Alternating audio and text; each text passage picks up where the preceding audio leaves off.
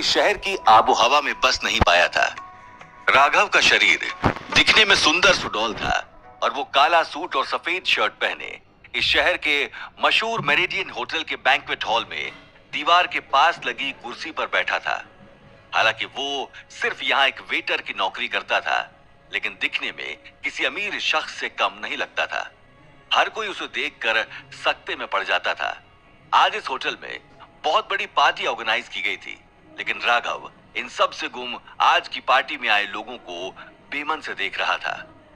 आते जाते लोगों को देखते हुए राघव ने धीमी आवाज में खुद से कहा, इससे सही तो मैं अपनी कमांडो की नौकरी में था। अगर दादाजी ने 2 साल की शादी का प्रॉमिस नहीं दिया होता तो मैं इस बेतु की जगह पर एक वेटर की नौकरी कभी नहीं करता। और वैसे भी तानिया का बर्थडे आने वाला है और इस बार मुझे एक अच्छा सा गिफ्ट देना ही होगा। उसे पार्टी में आए गेस्ट और उसकी खुद की जिंदगी का अंतर साफ दिख रहा था। उसे याद आ रहा था कि 2 साल पहले जब वो अपनी कमांडो की नौकरी छोड़कर यहाँ शादी करने के लिए आया था, उसके बाद से उसके जीवन में कई सारे नए मोड़ आना शुरू हो गए, जिसकी वजह से उसकी जिंदगी में कुछ भी ठीक नहीं चल रहा था। इन 2 सालों में कभी भी उसकी जेब में 1000 रुपए से ज्यादा नहीं बच पाए और शायद यही बात थी जो हमेशा उसे अंदर ही अंदर से कचोटती थी। उसके जीवन में हाल फिलहाल कई तरह की परेशानियां थी, जिन परेशानियों के इर्द गिर्द वो रात दिन घिरा रहता था। लेकिन जब जब वो अपनी खूबसूरत बीवी को याद किया करता था, मानो जैसे उसकी परेशानियां उसे धुएं के बादल की तरह गायब होते दिखती थी।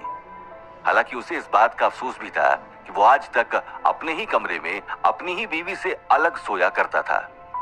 तभी अपने ही ख्यालों में खोए हुए राघव को एक आवाज सुनाई दी, राघव, रूम नंबर 888 में खाना पहुंचा कर आओ। और हाँ, ध्यान रहे किसी भी गेस्ट को तुम्हारी वजह से कोई तकलीफ ना हो, वरना तुम जानते ही हो। अब चलो उठो जल्दी। मैनेजर ने राघव को घूर कर देखा और सख्त आवाज में कहा। राघव ने नर्म आवाज में कहा, जी सर, दे आऊंगा, लेकिन आप इतना गर्म क्यों हो रहे हो? राघव का जवाब सुनकर मैनेजर ने एक पल राघव को देखा और गुस्से में कहा, क्योंकि तुम्हें एक बार में कुछ भी समझ आता ही नहीं है।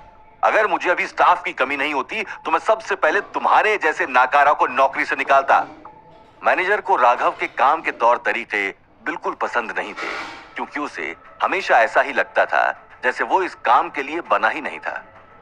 मैनेजर को यह बात बहुत अच्छे से पता थी कि उनका होटल मुंबई का बहुत नामचीन होटल था और यहाँ बहुत अमीर लोग ही आया करते थे, इसलिए उन्हें अपने वेटर्स के तौर तरीकों पर खासा ध्यान देना होता था। मैनेजर को यह समझ नहीं आता था कि आखिर राघव जैसा आदमी यहाँ कैसे सिलेक्ट हो गया था। उसके हिसाब से तो राघव का एटीट्यूड इस हाई फाई होटल में काम करने के लिए सही नहीं था।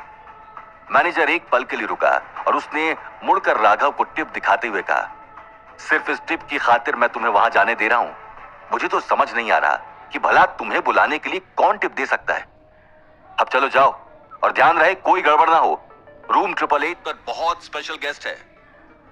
जी सर, कोई गड़बड़ नहीं होगी, राघव ने हामी भरते हुए कहा। मैनेजर ने खुलकर राघव की तरफ देखा और कहा, ठीक है, जाओ।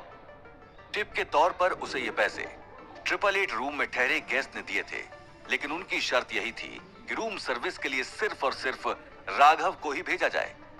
मैनेजर तो ये सोचकर हैरान था कि आखिर इतने अमीर लोग राघव को कैसे जानते थे। वो ये भी सोच रहा था कि कहीं राघव ने उनसे पहले कोई बदतमीजी तो नहीं कर दी थी और उसका बदला लेने के लिए उसे वहां बुलाया जा रहा था। खैर, मैनेजर को इन सभी बातों से कोई फर्क नहीं पड़ता था। वहीं राघव सर्विंग ट्रॉली टेबल को लेकर रूम 888 की तरफ बढ़ रहा था। राघव चलते चलते टेबल पर रखे हुए सामान को देखते हुए खुद से बोलने लगा, पता नहीं कौन है और सिर्फ मुझे ही क्यों बुलाया है। लेकिन छोड़ो, जो भी है बहुत ही दिलदार आदमी लगता है, क्योंकि इतनी परफेक्ट मील और लगता है बहुत रईस भी है, तभी इतनी महंगी वाइन मंगवाई है। जैसे ही वो रूम नंबर 888 के बाहर पहुंचा तो उसने अपने कोट के बटन लगाए और अपनी टाई को ठीक किया। उसे कई बार याद दिलाया गया था कि अब इस नौकरी में सीरियस दिखना होगा और अपना काम सीरियसली करना होगा, इसलिए वो शिकायत का एक भी मौका नहीं देना चाहता था। तभी पीछे से किसी ने उसे आवाज दी, मिस्टर राघव राठौड़। राघव ने एक नजर पीछे घूमकर देखा। सामने लंबा चौड़ा आदमी काला सूट पहने खड़ा था। राघव ने उसे ध्यान से देखा और धीमी आवाज में कहा, जी मेरा नाम ही राघव है, कहिए। आदमी ने अपनी जेब से एक डेबिट कार्ड और नंबर निकालकर राघव के हाथों में थमा दिया और बिना कुछ कहे वहां से निकल गया। राघव ने उस आदमी को आवाज देकर रोकना चाहा, लेकिन वो आदमी रुका नहीं। राघव ने एक नजर कार्ड और नंबर को ध्यान से देखा तो उसे याद आया कि ये उसी का डेबिट कार्ड था और ये उसका प्राइवेट नंबर था जो उसने अपने दादाजी को दे दिया था। अपने हाथ में डेबिट कार्ड और नंबर को देखकर वो बहुत खुश हो गया और खुशी से नाचने लगा। उसे एक पल के लिए लगा कि दादाजी ने शायद उससे ली हुई सारी चीजें वापस लौटा दी थी। इस कार्ड में इतने सारे पैसे थे कि उसे उम्र भर कमाने की जरूरत नहीं थी। दूसरे ही पल उसके मन में ख्याल आया कि वो होटल की नौकरी छोड़कर वापस लौट जाए। उसने मन ही मन खुश होते हुए खुद से बोला, आज सुबह ही मैं सोच रहा था कि काश मेरे पास मेरी पुरानी जिंदगी होती तो मैं तानिया को एक अच्छा सा गिफ्ट दे पाता, और अब मेरे हाथ में मेरी पुरानी जिंदगी है।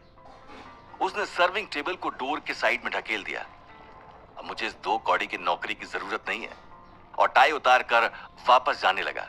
लेकिन जैसे ही उसने जाने के लिए आगे कदम बढ़ाया, उसके मन में ख्याल आया कि वो उस इंसान से मिले जिसने टिप के तौर पर सिर्फ उसे भेजने के लिए इतने सारे पैसे दिए थे, और साथ ही जो जिम्मेदारी उसे आज दी गई थी वो उसे पूरा करना था। उसने रूम पर पहुंचकर अपनी टाई